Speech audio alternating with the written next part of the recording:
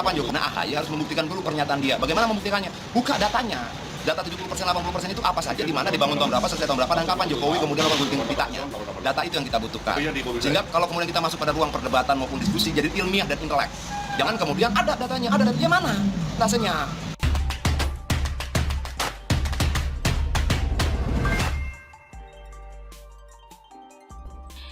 Dianggap sampaikan data yang salah, AHY memang pantas dikasihani Adian Apitupulu. Ditulis oleh Widodo SP dari siwar.com. Pidato Agus Harimurti Yudhoyono atau AHY soal prestasi Presiden Jokowi yang disebut hanya melakukan gunting pita mendapat reaksi keras dari Adian Apitupulu, kader PDI Perjuangan yang dikenal punya gaya bicara ceplas-ceplos dan tanpa basa-basi itu. Menurut lansiran laman CNN Indonesia, minimal ada 3 perkara yang menjadi dasar jawaban Adian, yang semuanya berdasarkan data di lapangan, bukan sekedar informasi dari pembisik yang hanya ingin menyenangkan hati kader internal partai, supaya mengalami halusinasi keberhasilan program pada era presiden tertentu. Pertama, Adian menjawab klaim AHY bahwa kabarnya ada 70-80% infrastruktur pada pemerintahan Jokowi yang merupakan proyek SBY, sehingga Jokowi hanya kebagian gunting pita.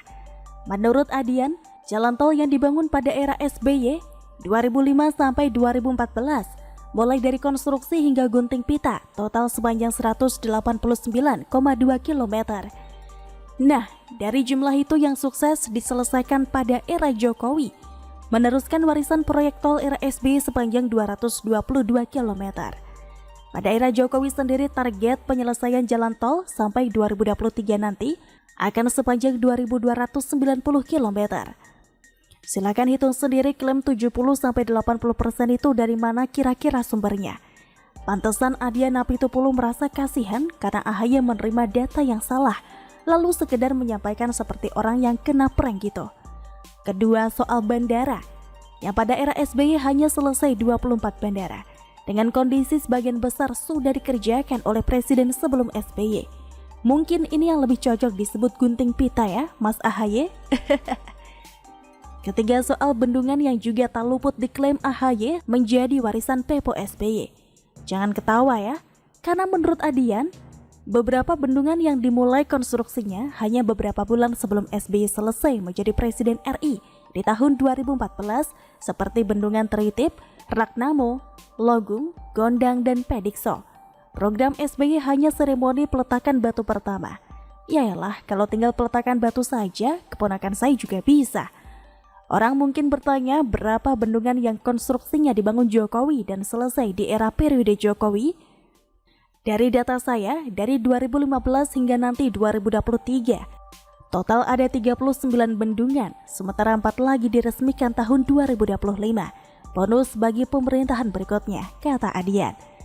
Serunya dalam keterangan yang sama, Adian juga meminta AHY agar menghubungi dirinya kalau misalnya gak puas sama data infrastruktur pemerintahan Indonesia dalam beberapa tahun terakhir. Ini termasuk data rusun yang salah satunya barusan dipakai syuting film Pengabdi Setan 2. Belum proyek Makrek di Hambalang, komplit sudah. Jadi pantas rasanya kalau Adian mengasihani AHY yang dianggapnya menerima data yang salah. Kasihan juga sih kalau dipikir-pikir, uang ketua umum partai kok dibegitukan? Apa karena dianggap masih bocah sehingga gampang dikerjain? Sungguh terlalu kalau ini. Mungkin ini juga yang bikin Pepo SBY turun gunung, lalu mulai berceloteh soal kekhawatiran akan ada kecurangan pada Pilpres 2024 nanti. Bagaimana menurut Anda? Begitulah kura-kura. Pemerintahan Joko Widodo banyak mengklaim pembangunan di masa Susilo Bambang Yudhoyono atau SBY. Selama ini, jelas AHY, banyak lawan politik yang mengatakan masa pemerintahan SBY tak ada pembangunan infrastruktur. Namun dia menampik hal tersebut, sebab banyak proyek pembangunan yang sering tak dipublikasikan dan belum selesai secara menyeluruh. Ketika proyek pembangunan tersebut hampir selesai, masa pemerintahan SBY berakhir.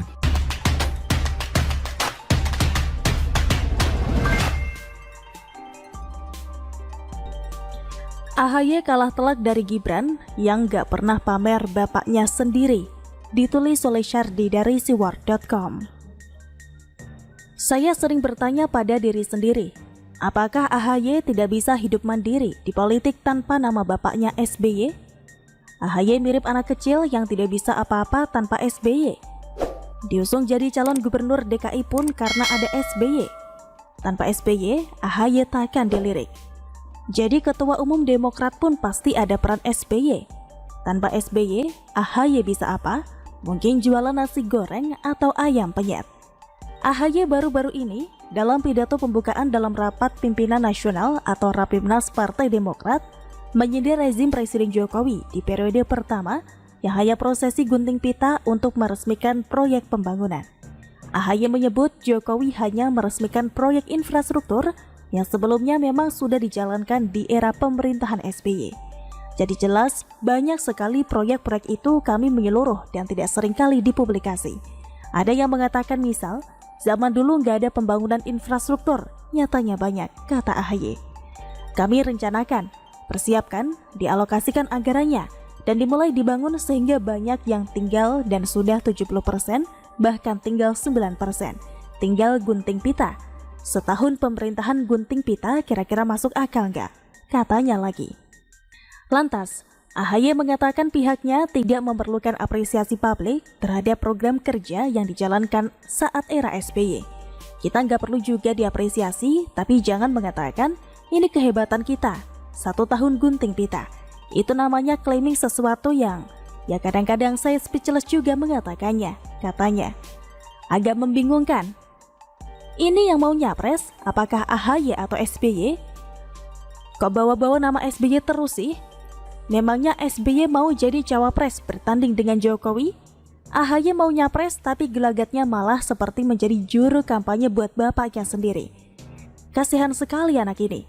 Apa-apa harus bawa nama bapaknya dulu. Seolah kalau tidak sebut nama SBY, AHY hanya menjadi orang awam, tidak dikenal, yang bahkan cicak di dinding pun takkan peduli.